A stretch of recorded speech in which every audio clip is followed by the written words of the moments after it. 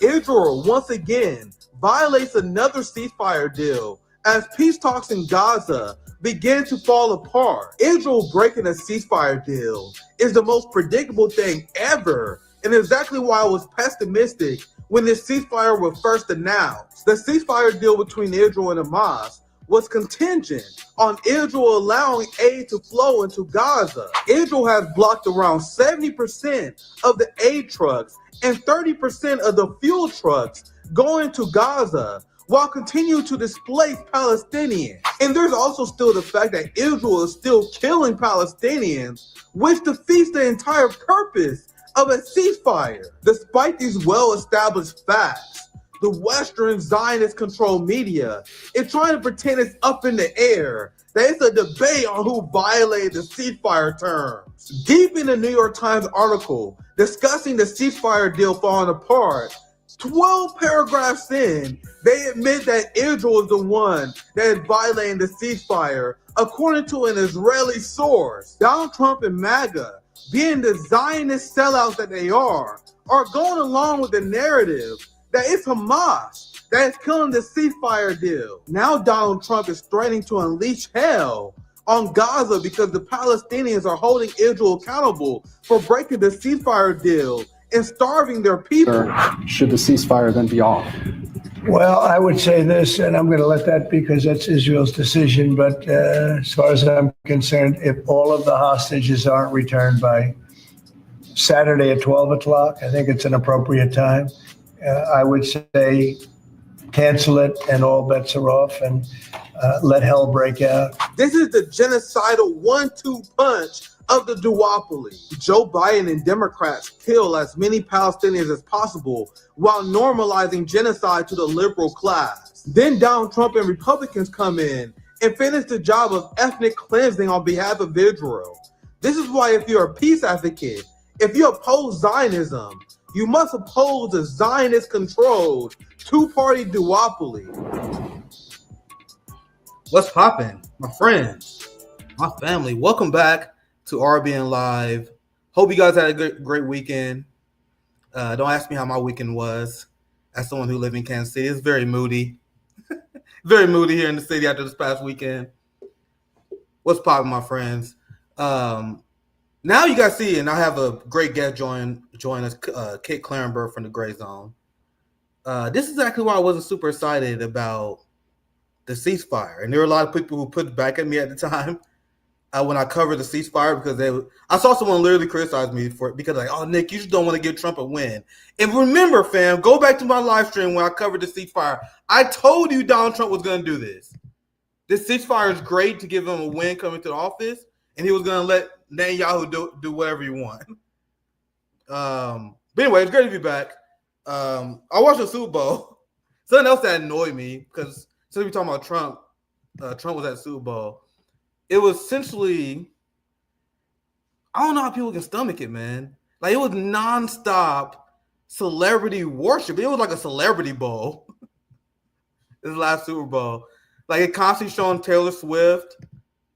Look at this shit. This shit pissed me off. Samuel Jackson, who's dressed up as Uncle Sam, says, super huge honor to be asked to be part of the Kendrick Lamar halftime revolution.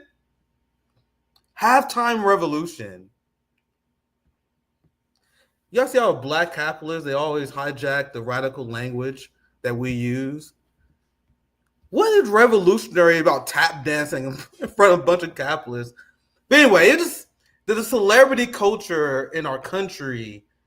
That's why I couldn't really even enjoy it. Not even about the Chiefs losing, fam. I'm not just salty about the Chiefs losing.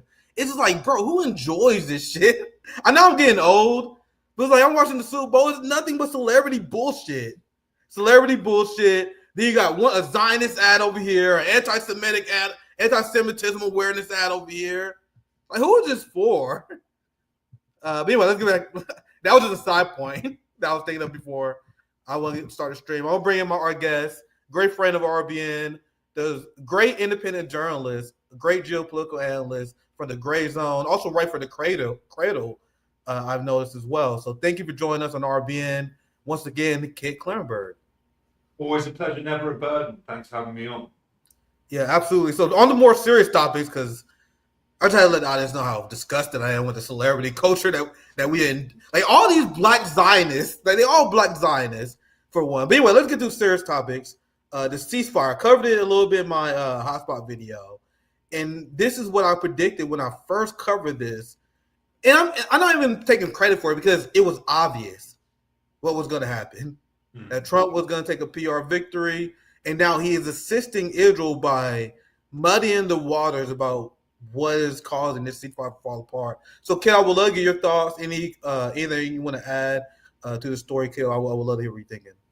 Yeah, well, yeah, you in your typically adroit style, Nick, you noted that the New York Times did acknowledge that Israeli officials admit they are breaching the ceasefire's terms, and this was buried in paragraph 13 or something of the New York Times reporting. I might add as well that the Hebrew language media in Israel. Or Israel has acknowledged that Hamas has been sticking rigidly to the ceasefire's terms. Now, I think that you're completely correct to state that this was never going to hold. Israel has a long and deplorable history of breaching ceasefires whenever they wish. And not abiding by treaties, etc. Because they can act with total impunity whenever they want because they have the backing of the duopoly, right? But I think that actually that there is a wider point here, which is that it's only really recently that the ultimate end goal of this quote unquote ceasefire has become clear, and the reason that Israel is now breaching it. Is because there has been mass uproar and backlash throughout the Arab and Muslim world. So it was perhaps naively assumed that this ceasefire would allow Palestinians the 2+ million Palestinians displaced from Gaza to return. Trump has said no, and he has declared that they will be shunted forcibly into Jordan and Egypt, which both countries reject. So that's just a non-starter. Other major powers in the region, including Saudi Arabia, have just said that this is just a completely unconscionable prospect. And I think it's also important to note as well that I think that you mentioned the Super Bowl. En route to the Super Bowl, Trump made those remarks about how the US was going to buy and own Gaza, to which Hamas was like, right, well, we're not going anywhere then. It was always probably set up to fail to a large extent. And I think that, and there's another, and I got into this in an article I published on my website earlier today, Klarenberg.com. It's a shameless plug. But you take. No, I would love to hear it. Yeah. But I wrote about how basically the Palestinian Authority, which is this very brutal. On screen? Yes. Right. So this is something that I published earlier today, and effectively it goes into detail of how the Palestinian Authority, it was set up by the Oslo Accords in the early 90s to govern the West Bank. It effectively is Zionist repression and murder outsourced to Palestinians themselves, right? So it has no legitimacy with average Palestinian citizens. It has a brutal security force who crack down on any and all dissent and do the Zionist entities bidding whenever asked, now without question. Now, ever since late last year, the Palestinian Authority has been carrying out this brutal crackdown in Jenin, which is a refugee camp within the West Bank, which is a kind of key nucleus of Palestinian resistance, and they have been carrying out indiscriminate attacks, which have killed many civilians and journalists. And it has been reported by Middle East Eye, based on consultation with Western defense analysts, that this is effectively a desperate bid to prove their worth and legitimacy as a security actor, because they are worried they are going to be cut out of Gaza, or whatever shape Gaza takes now, which from Donald Trump's perspective is a Mar-a-Lago 2.0 full of luxury hotels and golf courses, I think. But the point, I mean, what's quite interesting is that, as I reveal in this piece, the Palestinian Authority, particularly its security, military, and intelligence apparatus, is run by the British. They are trained by British military and kind of spook veterans, I think that this is in December 2023. So this is 2 months after the genocide of Gaza began. It was reported that there were British advisors on the ground in the West Bank who were preparing the Palestinian Authority to take power. So there's a lot of different kind of conflicting interests here. I think that Netanyahu has a particular vision, Trump has a particular vision. The British have certain interests that they want to covertly further and re-entrench. So it's a gigantic mess, and I might add as well that the problem of trying to reconstruct Gaza free of Hamas is something that Israeli and Western leaders have struggled with for a very long time, and it's particularly pronounced now because, as the elite U.S. empire journal Foreign Affairs admitted last summer, Hamas effectively beat the Israeli occupation forces. Like the Gaza genocide was a massive recruitment tool for Hamas. They inflicted significant damage and losses on Israeli. And that's another reason why Israel accepted a ceasefire deal they never would before. They never did before, because they need to rest and mentally recover after the ass whooping they got from Hamas. But please continue, kid. No, I mean, ass whooping is about right, and it's like I think that I think as well that, I mean, from a public relations standpoint, I think that the hostage handover ceremonies where frequently beaming hostages, including female IOF conscripts who are kind of like looking rather lustily at Hamas fighters watching over them. They were released after over a year in captivity with goodie bags to serve as. Have you seen how the Hamas members are treated among the Palestinians? They're treated as heroes. They never show the footage. I'm pretty sure you've seen them where Palestinian elders was. I don't know the name of the tradition, so please, I apologize. But they were throwing flowers on the Hamas soldiers because they view them as their liberators, and that's why your article about the Palestinian Authority is such great work, kid. Because the progressive accept Palestine, the weak, feckless U.S. left, they are all about the Palestinian Authority. We expose the Palestinian Authority because we have Palestinian roundtables, and if you talk to actual freedom-fighting Palestinians, they can't stand the Palestinian Authority.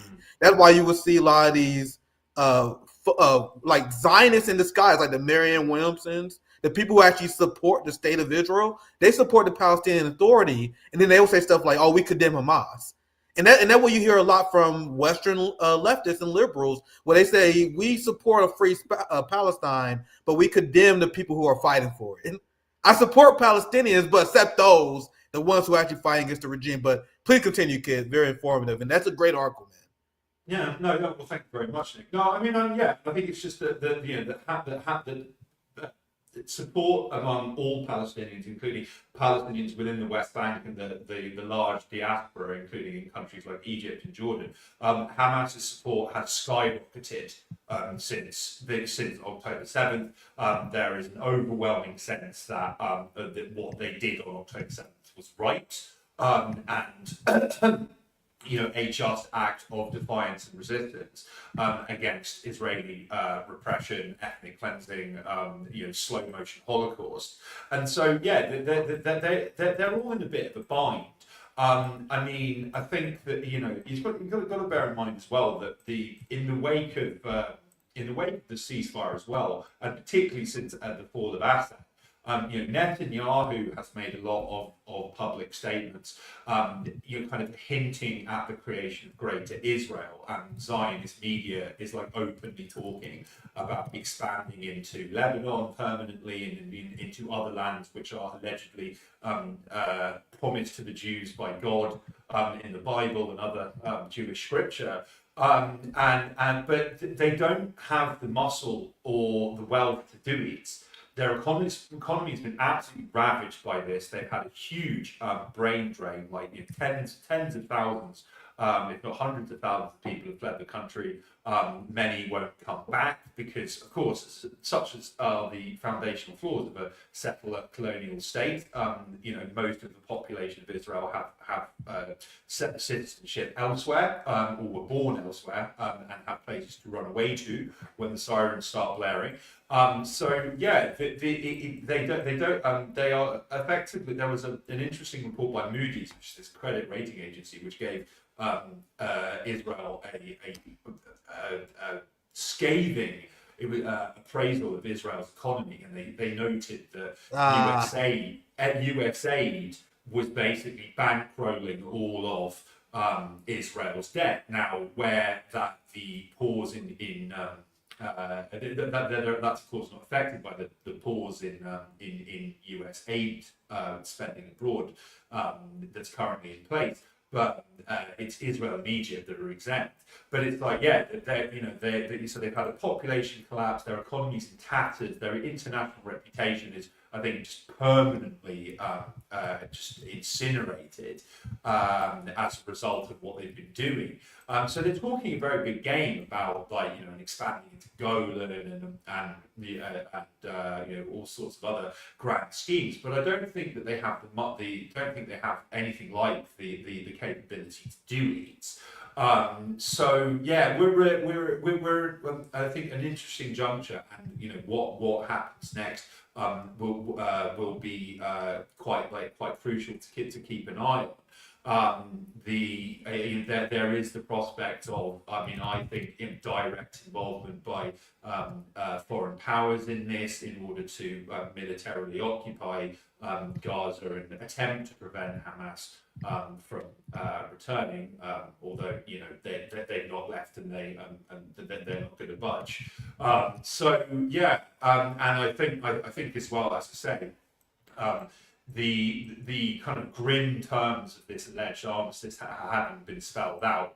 Like Saudi Arabia, which has been a not particularly reliable ally of the Palestinians, to say the least, has explicitly stated that any lasting peace settlement must include a Palestinian state of some kind, no matter how small, within Israel's current territory. So and Saudi Arabia has made these comments despite the fact that the US has effectively threatened to pull all of its military support for the House of Saud if they don't ink some kind of deal with Israel. So the next, such as the pace at which events move these days.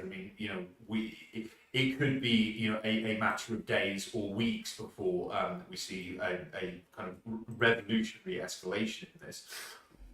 Yeah, so many great things to add from that.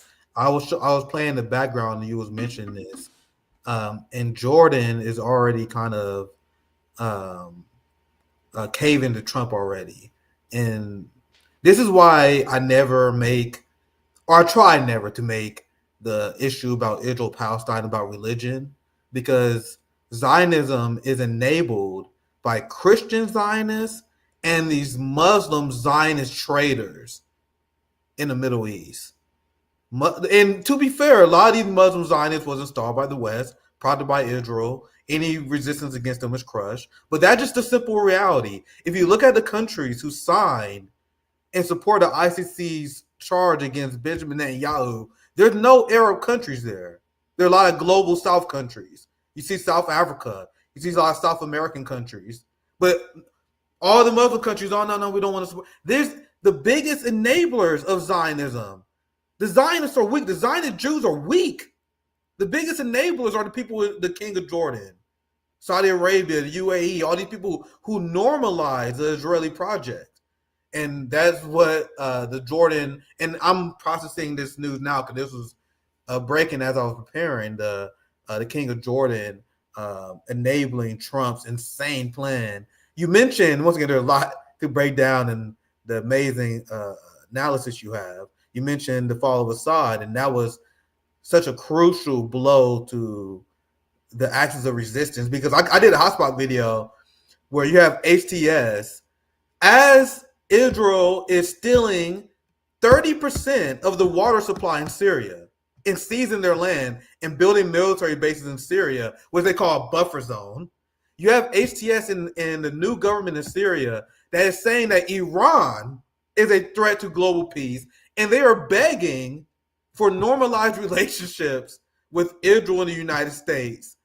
And these are the people that the bourgeoisie, sellout, Palestinian authority supporting, watermelon emoji, boutique Muslim class, they supported these Syrian traitors.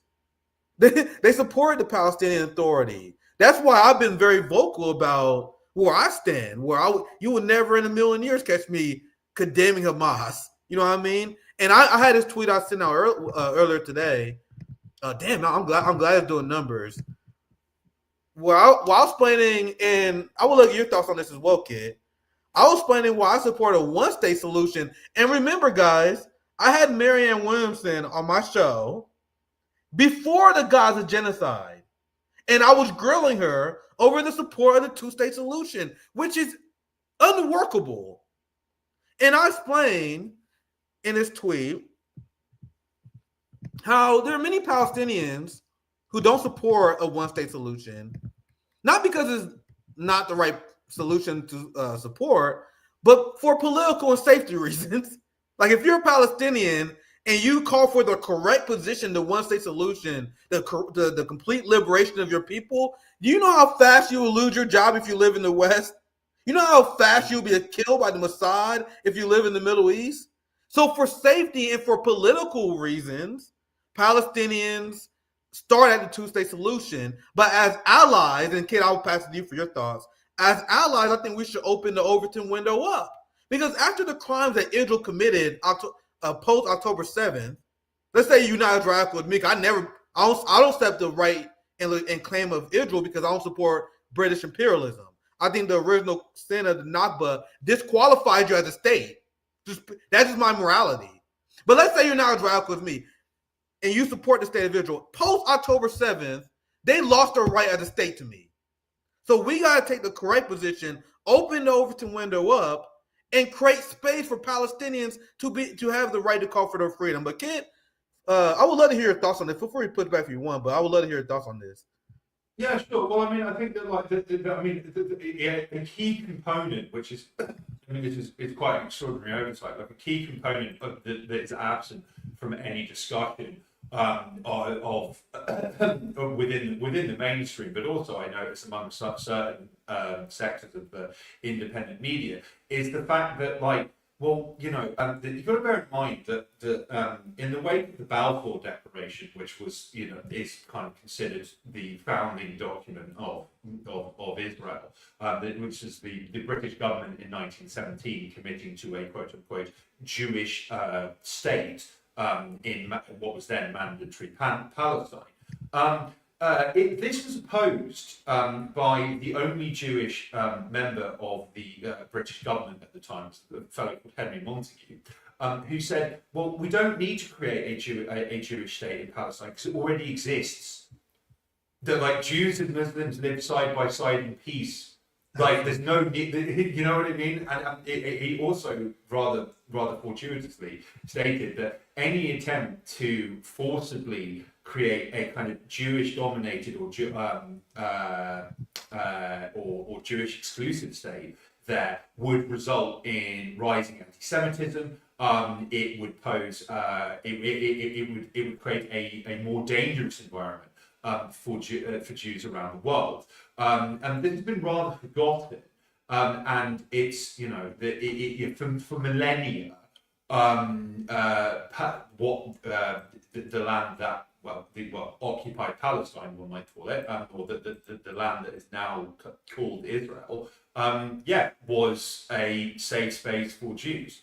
There was no need to institute this kind of mass apartheid system and have all of these debates about how much territory should each group have. Like that is an imperial construct within itself. Absolutely. And I think, a lot of people miss this actually. I think that at this point, I think I just consider anyone advocating for a two-state solution as at best naive to the point of inconceivable moranicity. Or at worst, just like really disingenuous. And like you see it, it is the two-state solution is like it's like the perfect. What's the word? It's like the perfect distraction for liberal Zionists, right? Yes. Because it means that you can say, oh well, I oppose Benjamin Netanyahu, and I don't think the IOF killing children is a good thing. But Israel should still exist in some form. And then therefore you are reinforcing Zionism, which undergirds the Israel's very existence. And we see, a large number of people on the kind of mainstream left who, in Britain, for instance, who were central to the Labour and Jeremy Corbyn are anti-Semitic, fraud, which did untold damage to an enormous number of people's personal and professional lives. As you mentioned, the same people who, such as Owen Jones and Navarro Media, who are endorsing this notion that because Jeremy Corbyn and his supporters support Palestine liberation, that means they're anti-Semitic, are now framing themselves as Palestine's the savior of the Palestinians, while also on the other side of their mouths saying, "Oh well, we just want people to live in peace." In this completely unworkable two-state solution. Yeah, and I would love to ask someone to point out a time in history where that was the solution to apartheid, and that's why I asked Rokana, I asked Marianne Williamson, and I was a shock to the mainstream progressive left with my positions on Palestine. I still remember the Vanguard. I remember this to this day. They said that I used the issue of Israel-Palestine as a way to divide the progressive movement because I was calling out the Zionists that infiltrated the progressive movement, who tricked people with their flowery language. People like Marianne Williamson and Ro Khanna that was justifying the existence of Israel. That's why I asked Ro, did they solve South African apartheid by making two states? No, that's not how you solve the problem of apartheid. You have Marianne Williamson and Ro Khanna justifying the state of Israel. And I shocked Ro because I was saying, this is why I would never be allowed in court meeting. I'm like, I don't believe that Israel has the right to exist. One of the greatest evils that we ever seen in modern human history is British imperialism. So why would you accept people who got their land through the British mandate, which came from British imperialism? You know how many Indian Zionists there are? And they are the biggest fucking cucks of all time. Imagine being an Indian, and most of them are Zionists, and they support what came from the British Empire, which killed fucking 500 million of their people. You know what I mean? That is absurd that anyone other than white people, to be honest, would support this imperialist construct. It makes no sense. So if you are a liberation movement, how can you support a movement that got its claim from British imperialism?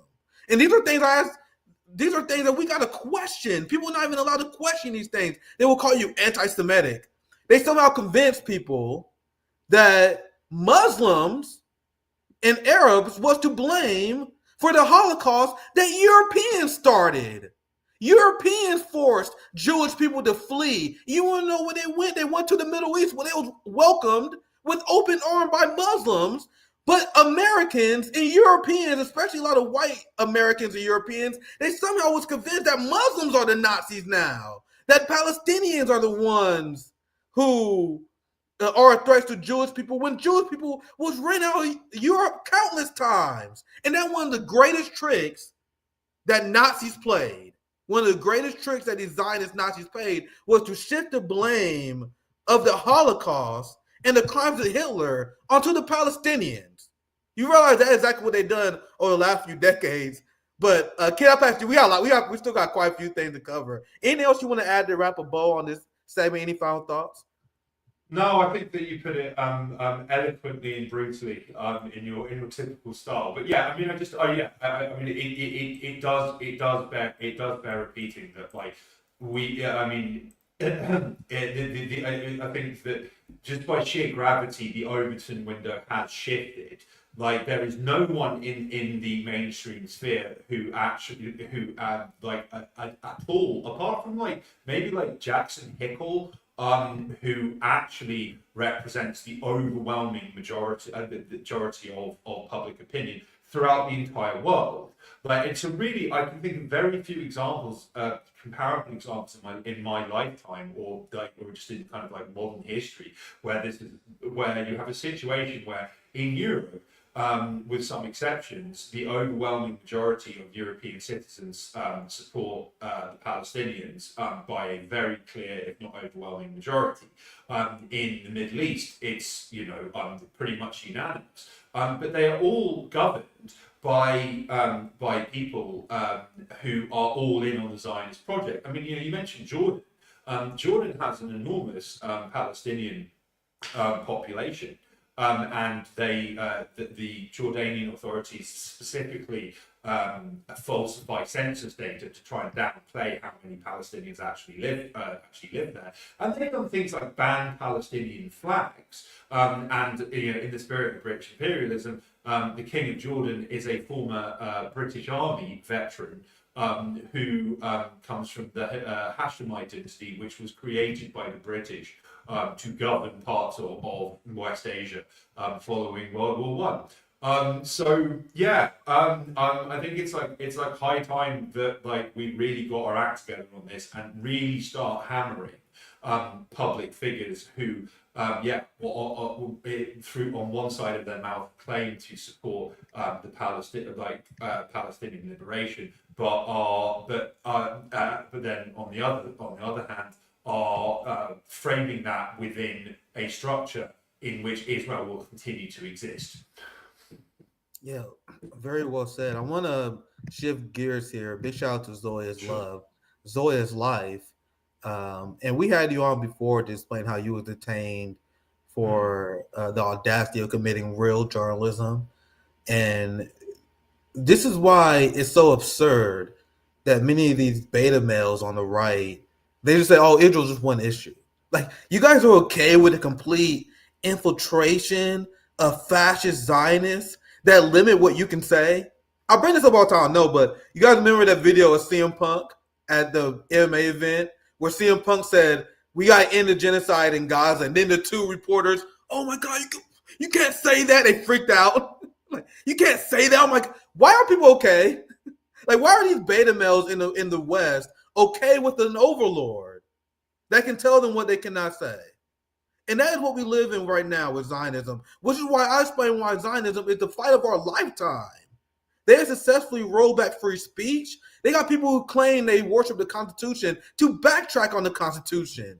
And now they are cracking down on journalists. And I want to get your perspective on this because I know this is something that you've been a victim of as well. I'm just going to play the last part of my hotspot because I cover Richard Medhurst being arrested, but I just want to play this last part because this is Richard Medhurst in a nutshell. Journalists who risked their neck to expose the crimes of the empire. Fuck Israel all day, every day. Fuck Israel till my last breath. Fuck Israel till I'm in jail or I get shot. Fuck Israel. Fuck Zionism. Fuck you and fuck you. Fuck Israel. That's it, man. Fuck you, you colonial fucking settlers. Go fuck off back wherever you came from, you murdering psychopath colonizer motherfuckers. Fuck you, fuck Israel. You will never accept Israel. Fuck you till the end of days. Fuck you. I have a platform and I'm gonna yell it as loud as possible. Fuck Israel. Fuck you. And now they're accusing Richard Medders for having the same position that's held by the global majority. They're accusing him of being a Hamas member. So, Kid, I'll pass to you. I know a lot said, but I would love your thoughts on the Western crackdown on journalism. Well, I mean, I think like Zoya, I mean, her comment is highly prescient because within the past week, we actually had a release of a letter the UN sent to the UN or Human Rights Commission sent to the British government in December. It was a 4 UN rapporteurs whose briefs span the protection of human rights, freedom of opinion, and the right to privacy, amongst other kind of key areas. They wrote a very strongly worded letter to the British government 2 months ago, and they expressed grave concern about the misapplication of counter-terrorism legislation against dissident activists and journalists, including me. It finally got published because the UK government was given 60 days to respond, and they remained completely silent during this period. Now, I might add as well that we'll get into the detail of the letter, which is quite extraordinary. But they effectively lay out a number of cases in which people like me and Richie Medhurst and former British ambassador turned investigative legend Craig Murray have got arrested or detained entering the UK, our country of birth, under counter-terrorism legislation. And it explicitly condemned in the harshest terms this misapplication, and it stated, while we await your reply, please undertake measures to ensure that this doesn't happen again, and that anyone responsible for potentially abusing counter-terror laws is held to account.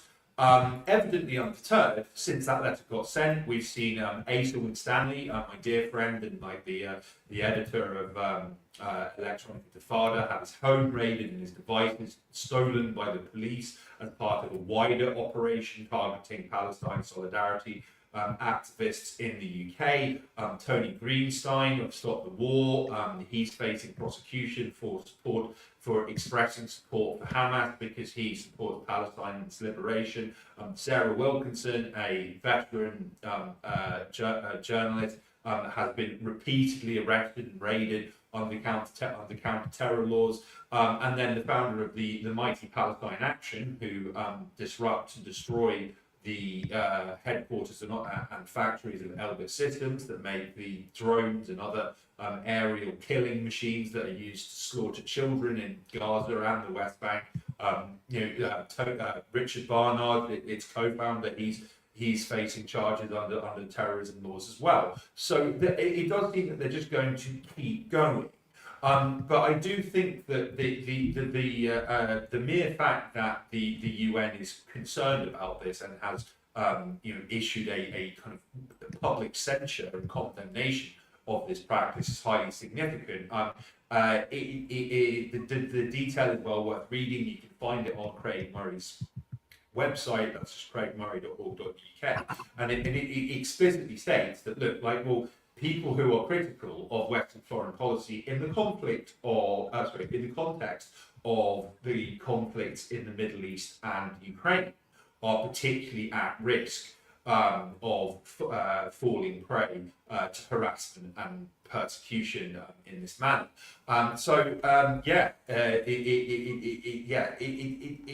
In certain kind of passages of this letter, it's almost like I wrote them myself, because ever since I got detained in May 2023, flying into London, where I was born, well over 30 years ago now.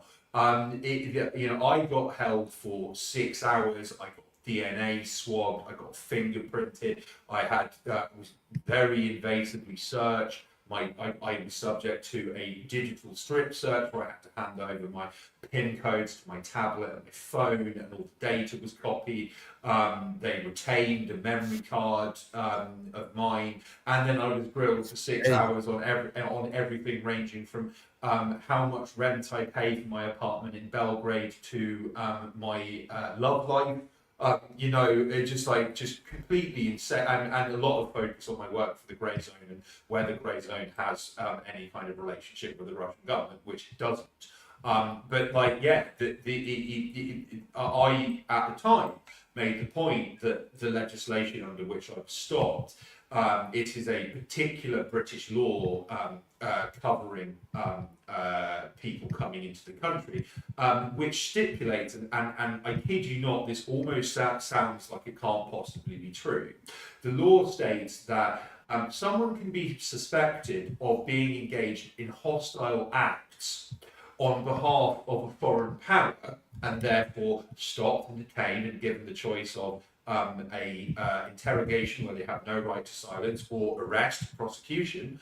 They can be suspected of being of serving hostile foreign powers' interest without them knowing, or the hostile foreign power knowing either.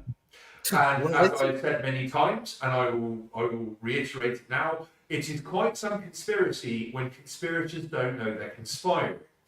And that similarly vague language is present in all manner of British laws, and I think the US is probably not too dissimilar, actually, in terms of you can face arrest and prosecution for quote unquote supporting a prescribed terrorist entity, but support isn't defined. So simply saying, oh well, I believe in Palestinian the right of Palestinians to self-defense, which is enshrined, in international law.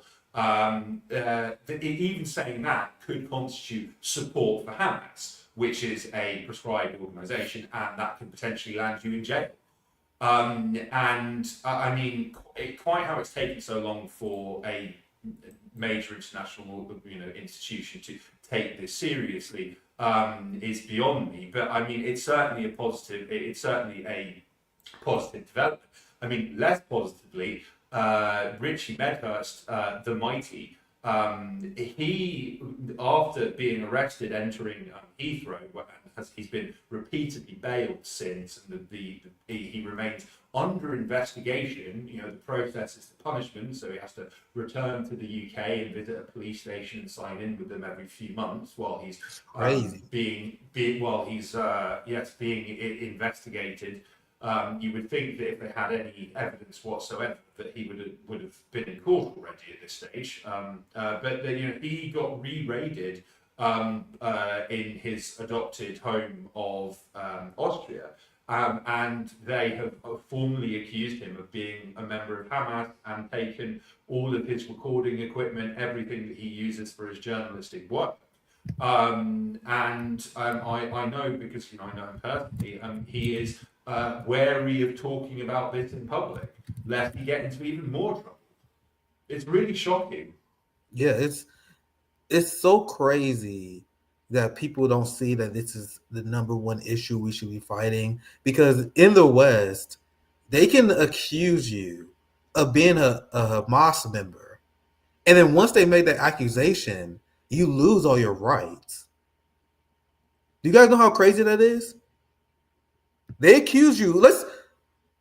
I am pro Hamas. If I was in the UK, I would be arrested, my friends. Like, that's how dire the situation is in Western Europe.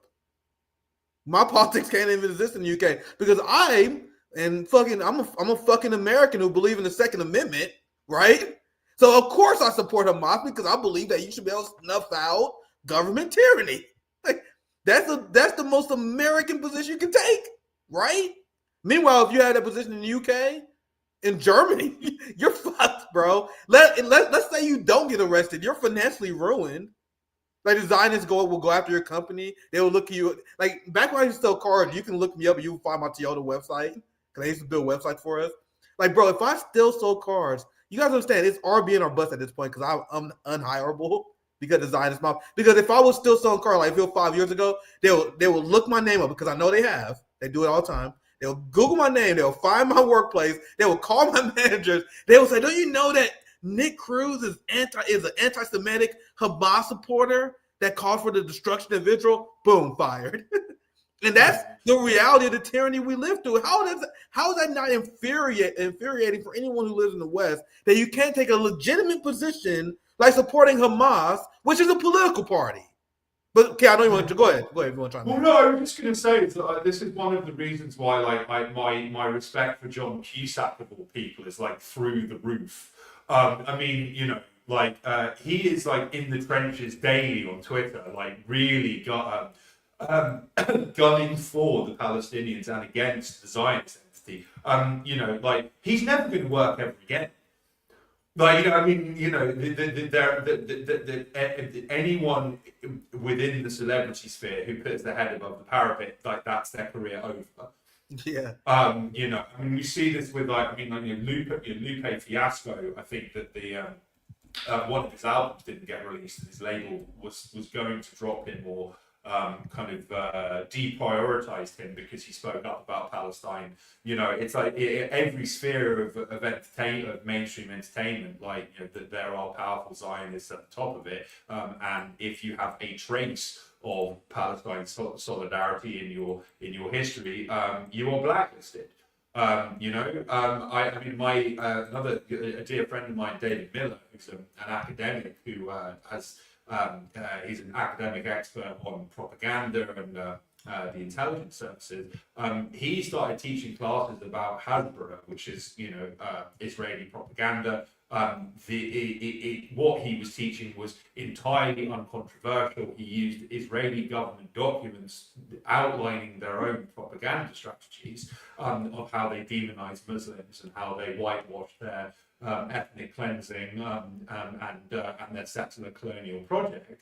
And he was hounded out of his job at Bristol University on bogus charges of anti-Semitism, despite 2 separate internal reviews finding that he was not anti-Semitic in any way and was always at extreme pains to state there is a fundamental difference between Jews and Zionists. They are not the same thing. You know, in many cases, I mean, you mentioned, you kind of touched upon this earlier. You know, that like there are a large number of atheistic Zionists who happen to have Jewish blood, who now have Israeli citizenship, because that's how it works.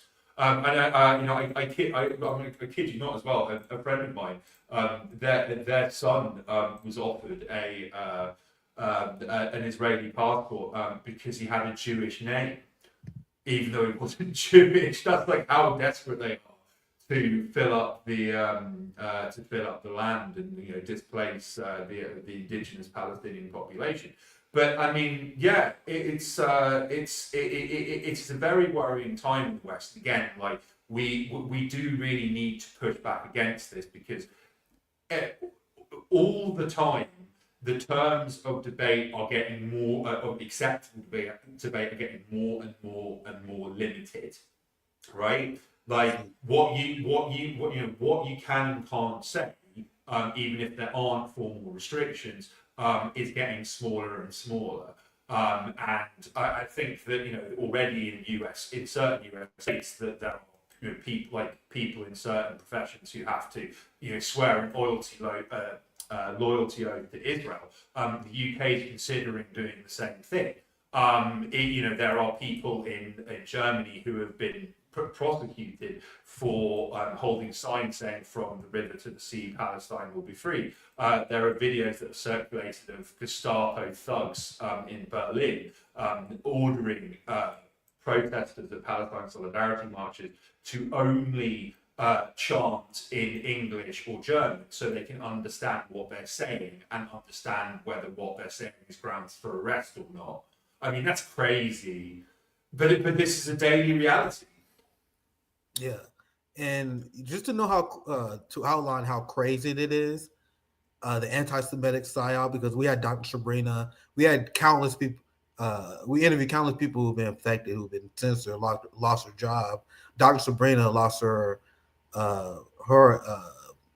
elite position for standing up against the genocide in Gaza. You have capitalists and the Zionist mob that is retaliating against Jewish Voice for Peace. So think about this: the position of the Biden administration, Donald Trump. Donald Trump is a Christian who wants to convince you that Jewish Voice for Peace is an anti-Semitic organization because as Jews, they call for the Christians to stop sending bombs to the Zionist Jews so they can stop bombing Christians and Muslims. You guys understand how crazy that is? That they get away with that? A Christian would call a Jewish person anti-Semitic because he don't want the Christian to bomb the other Christians. Like, that's the reality we live in the West. And you will, as a journalist, as a corporate journalist, you're not even allowed to say any of this stuff that me and Kate are talking about. You're not allowed to quote international law, not understand the history of the Nakba, what the Israeli apartheid system really accomplished. And with that said, I want to pivot because we kind of talk about journalism, and I want to get your thoughts on this because we mentioned a few times in this conversation because we're the true independent journalists, meaning I'm not beholden to any state funding. I'm not beholden to any corporate funding. I can go live and have a few thousand people just listen to me talk about politics. A true independent. That's why I say what people consider to be radical because I don't have anyone I'm fucking working for. Same with Kit. Kit can contribute to multiple news outlets, but he's truly independent. He can say whatever he wants. Meanwhile, the Western media keep trying to present this idea that journalists who are now out of a job because they relied on USAID funding is somehow independent. So I would love to get your thoughts on this because I did a hotspot video on this. 9 out of 10, 90% of the Ukrainian media was subsidized by USAID. And they was the media outlets that was pushing for Ukraine to join NATO, which led, and I wish, goddamn, I should have saved this chart. I might find it. I saw this chart. And I put it in my hotspot video at the time. I got to dig it up. Where in like 2008, only 12% of Ukrainians supported join NATO. Then after USAID funded Ukrainian media, took over the media apparatus, controlled 90% of the media, that number jumped from 12%, which was in 2009, and is now around 47 to 51% as of like 2022. I got to find a chart, just take my word for it for now. But essentially, because of USAID funding the Ukraine media, that led directly to the shift of Ukrainians, I would say Western Ukrainians, developing their anti-Russian hate. But that's my introduction to this segment. Kid, I would love to hear your opinions on the USAID funding, how the Ukraine media operates. I know you have a lot of thoughts, though. Feel free to take it wherever you want, kid. No, cheers, Nick. Well, no, God bless you, my friend. But I think that one of the funniest takes on this that I've seen is my friend and Grayzone collaborator Aaron Mate, the mighty buzzsaw, as some know him. He posted that headline of independent Ukrainian media loses all its US funding and therefore can no longer operate. And he raised a very obvious question of how on earth these outlets could claim to be independent when they were bankrolled in almost every case by Washington. And then someone responded, it was their US funding that allowed them to be independent, which is about the worst take that I've seen on anything. In the past week anyway. But it's like, you've got to bear in mind, I mean, I speak to you from Serbia, where the Balkans, the kind of former Yugoslavia, there is the USA just spent 1.7 billion in this region in the past 5 years alone to zero tangible benefit whatsoever, like whatsoever. at all. A huge part of that is funding propaganda outlets. Like, so for instance, there is this website called Balkan Insight. Nobody I know who lives in this region reads it. It is viewed as like CIA and MI6 propaganda, which it is. But it will be routinely cited in Western media reporting on the Balkans, and they will say this independent media outlet in the region, and what they actually mean is, this like completely US created and funded propaganda platform with a history of publishing false information. But it's like, I've seen varying degrees of skepticism and cynicism about this US aid cut, and whether it will be ended, whether actually this might make US support for regime change operations and media and independent media more dangerous because it's not out in the open anymore. I mean, I think that it's already had a pretty revolutionary impact, and I think there was an article in The Economist that caught my eye a few days back where the Economist was complaining that effectively the US aid cut had not only resulted in independent media reporting on China effectively shutting down, but it meant that all of the NGOs, the independent US-funded NGOs that give them all of their false information about China that they use to demonize the Chinese Communist Party and the Chinese people more widely, have all shut down. So this entire propaganda matrix is no longer operational. And then Western journalists are now scrambling to desperately to try and find stories, because this was their source of information, was organizations one way or another ultimately bankrolled by the US, and that's gone now. I mean, other points to make as well. I think this is something that caught my eye, and I mentioned in a recent report for the Cradle, was the fact that Iran, which has been subject to enormous amounts of meddling, directed from the outside, because Iran very wisely kicked the National Endowment for Democracy and USAID out of its territory a very long time ago, and banned its operations on their soil, and informally people, the local citizens from working for USAID and NED-funded organizations.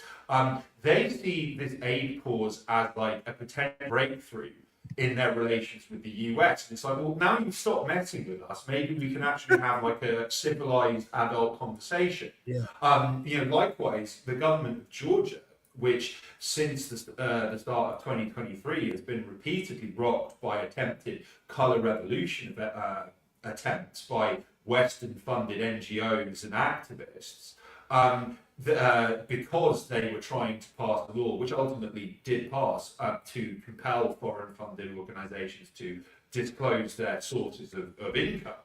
And they nearly got overthrown repeatedly, and they had an EU commissioner basically threaten the government with assassination if they didn't back down. They didn't back down. Now that funding's been cut, and it ran to billions in Georgia, which is a country of 3 million people, which I would suspect that the average American couldn't find on a map if they tried. They may well mistake it for the state of Georgia, in fact. Basically, the government in Georgia is now saying, well, we don't need this foreign agent law anymore because of the USAID cut. Likewise, Slovakia, where their anti-NATO, anti-war leader Robert Fico, who's very popular locally because of his positions, and he got shot, I think it was in June last year, by a Ukraine supporter because he ended Slovakian assistance to Kiev. He likewise has cheered this and said, well, again, if you stop now that you've stopped messing with us, maybe we can get on better. The USAID and NED are the executive order that inaugurated this pause on aid spending, it explicitly stated that, well, like, a lot of this funding is contrary to US interest and indeed the interests of countries receiving it, which is like a pretty remarkable passage. Because that like actually this, I mean, according to some stats, like 90% of US aid spending doesn't leave DC, right? So like 10% actually goes to beneficiary country, and of that 10%, probably 1% of it is actually spent on helping people. The rest is subversion, creating shadow armies of regime change foot I saw soldiers. something that said that majority of USAID spending was spent on something called governance. Like what? That's why like the Bernie Sanders progressives, like Bernie Sanders and the progressives going all in on USAID because they're imperialist tools. Like, you guys think they don't know what the hell's going on?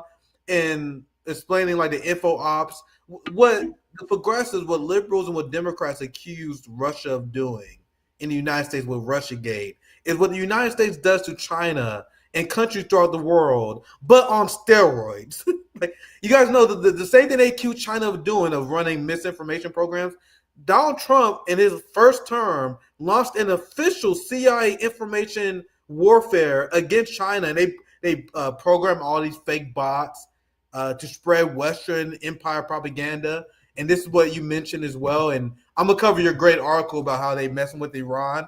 But you guys see, this is one of the people that was USAID funded anti-China propagandists.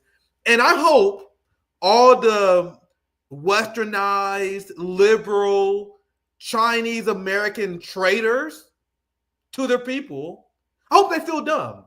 Because there are a lot of Western, liberal, Chinese people who live in the West, just like all sellouts, just like the Black Congressional Caucus, they believed liberal BBC bullshit about their own country. Oh my God, I'm a Chinese American speaking out against China. That's Gordon Chang. That's all. It's an entire niche of that. I hope they feel stupid because they was lied to by U.S. funding. And I'll just read a little bit of this, and feel free to chime in if you want to. But here, Bethany, because of the U.S. funding freeze, the entire global ecosystem of China nonprofits is facing an extinction event. I'm not exaggerating for clicks. Then she explained, without the work, I'm skipping a little bit, without the work that China nonprofits do, meaning the anti-China propagandists, it will be much harder to show China's governance model is deeply flawed. So she's saying essentially, without the help of United States funding and USAID funding, it's going to be hard to show the failures of the Chinese Communist Party, which is deeply beloved by the Chinese people. So do you guys see where the anti-China propaganda bullshit come from? Now do you guys see why you was convinced to hate North Korea? You had Radio Free Asia. Every single fake bullshit story you have heard about North Korea had came from Radio Free Asia. And they just print bullshit. They get cited by people in the West. Don't you know that Kim Jong-un feeds people to dogs? Source, trust me, bro. Yeah. There's an entire ecosystem with that. But I want to give, actually, I'll pass it on. I'll pass you on there. It'll be our final thing because I want to get you out of here on time. Because you wrote a great article, which kind of in the same vein of what we're talking about, of how Washington used these information psyops in Iran. And once again, as I mentioned earlier, everything they accuse Russia of doing to the United States with Russiagate, the United States have done to countries like Iran, China, Russia way more. But Kid, I would love you to talk about this article as we begin to wrap up. It was another great piece of journalism from you. Leaked documents exposed. I see this came out today. Leaked documents exposed U.S. interference projects in Iran. So I'll pass to you, Kid. Once again, another great article here. Can you mind breaking this down or anything else you want to share? Yeah, sure. So, this is. I would urge your viewers to check this out in full. I came into possession of some leaked material which related to the State Department's Near East Regional Democracy Fund, which the acronym is NERD, hilariously. But this is a very opaque State Department funding mechanism, which has spent, I think it's like 660 million over the past 10 years on meddling in countries like Iran, and other states in West Asia, but particularly like an enemy like Iran. And the recipients of this aid are never ever publicly disclosed, but it does. It occasionally stuff filters through, so it will be acknowledged by the Washington Post, saying that we are funding the US is funding access to VPNs for Iranians, so they can access certain websites that are banned in Iran, or communicate with each other privately, and probably take orders from their controllers in Washington. But yeah, I think that the documents are really, which struck me as particularly interesting, because they had all sorts of bold plans for meddling in Iran's 2024 elections, they specifically wanted to use the Women Life Freedom movement. Like in late 2022. There was some large-scale protests in Tehran and other Iranian cities. They fizzled out quite quickly, and the reason they fizzled out quite quickly was because of their blatant hijacking by Western by Western elements. There was this I think her name is Mahdi Ahmadinejad, who's this Iranian exile who has worked for Voice of America Farsi and has called for Israel to attack Iran, her country of birth. She's reaped hundreds of thousands of dollars from the US government for these activities. And she's a very prominent figure within the Western media as a Ukrainian exile. And the second that she said, I'm leading these protests, average Iranians were like, well, we don't want anything to do with that. Because Iranians have suffered Anglo-American meddling in their affairs for centuries, right? So the slightest whiff of Western interference in their country, they don't want anything to do with it. Like 99% of Iranians. So I think that in terms of waste, hundreds of millions of dollars pumped into all sorts of projects with this kind of fantastical objective of overturning the Islamic Revolution and possibly reinstalling one of the Shah's many sons as Iran's supreme leader. They've been going at it for so long, and they just keep failing.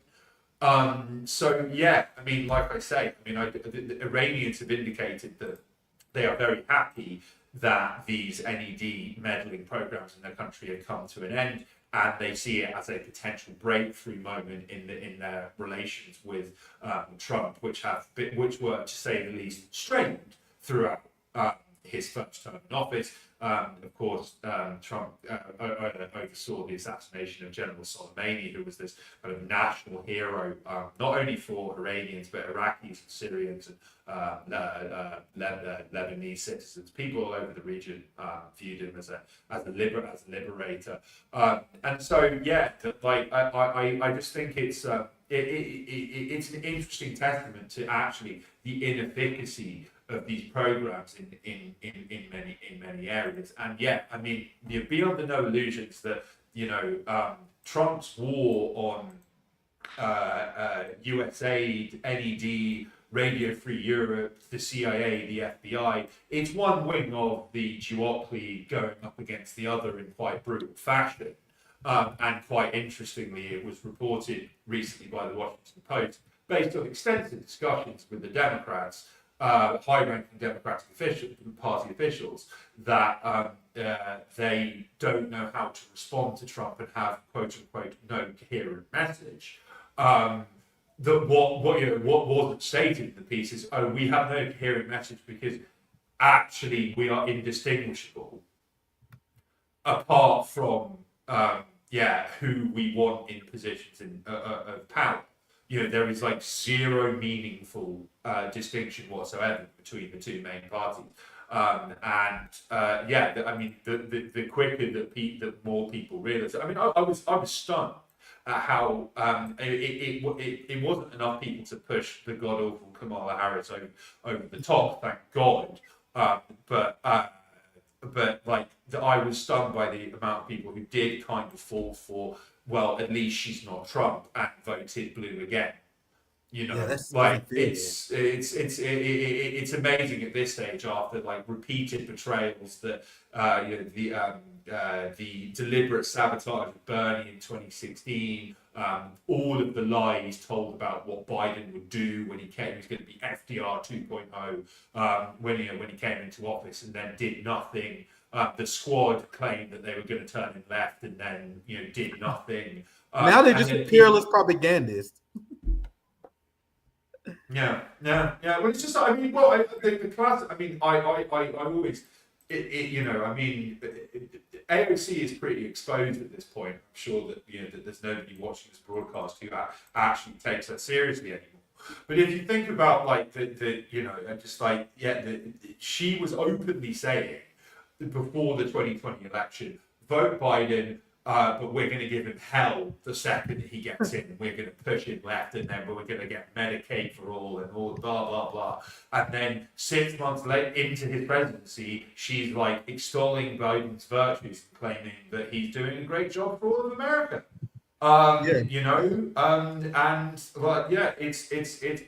It's been a pretty spectacular collapse.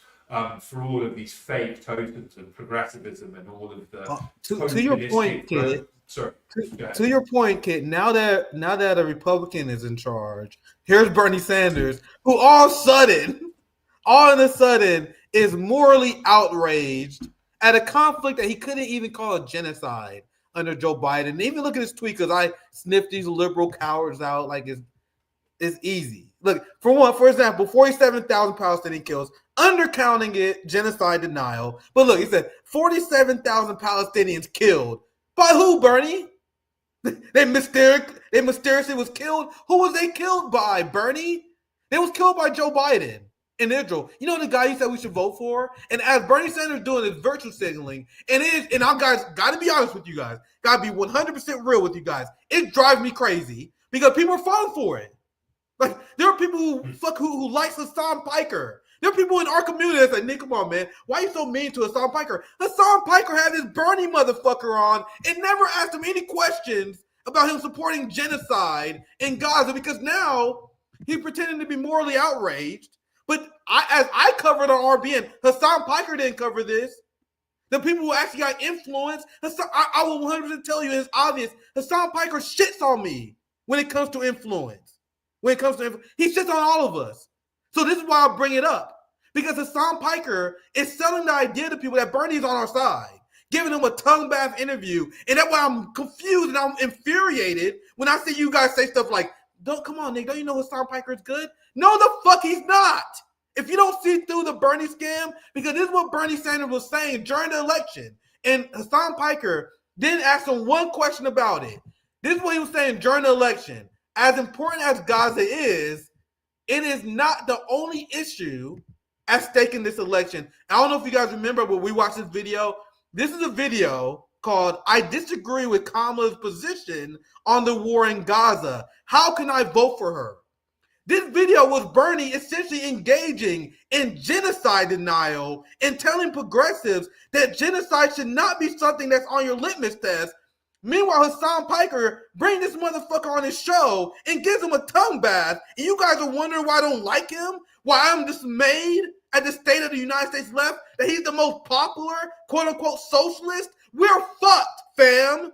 You understand that the fact that Hassan Piker is so influential and Bernie Sanders is so influential, that's the reason why we're fucked, fam. And I am mad about it. So, kid, I know I didn't plan it, man. I'm sorry. Go ahead. No. I mean, rant away. It's like, I think this is a really important point to make, and I think it's a point that you yourself have made, like many times. But like, correct me if I'm wrong. But it's like, look, like whether you voted Democrat or Republican in the last election, right, you were going to get more genocide most likely. But like now that the Republicans are in and they don't offer like any pretense of sympathy whatsoever for the Palestinians, and they're not going to attempt to weaponize progressive rhetoric to shame solidarity activists into supporting the Democratic government's doggedly pro-Israel actions. The left is in a stronger position now to oppose this, right? Like it's like the same with the Labour Party in the UK. Like their function is to neutralise to prevent progressive politics from happening by hoovering up progressive radical voters. Like in there is a German political party called Die Linke, which we know from the WikiLeaks cables, stands on a platform of dismantling the entirety of NATO because its leaders admit in discussions with the US ambassador to Germany, well, we take this position because we want anti-NATO voters, of which there are many of them in Germany, to vote for us.